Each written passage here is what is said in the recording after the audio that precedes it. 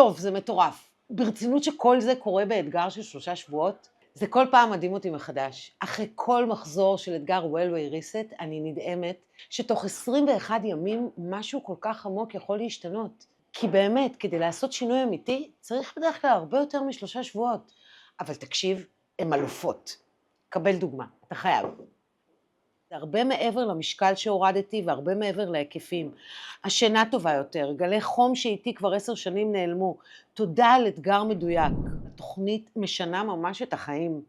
גם במובן הפיזי וגם במובן הרגשי. לא היו לי מיגרנות לפני מחזור, נעלמו כאבים ברגל שליוו אותי חודשים והרגשתי נפלא. הן מגיעות אליי כשהן עושות הכל נכון. אוכל, מודעות, חלקן עושות גם לא מעט ספורט.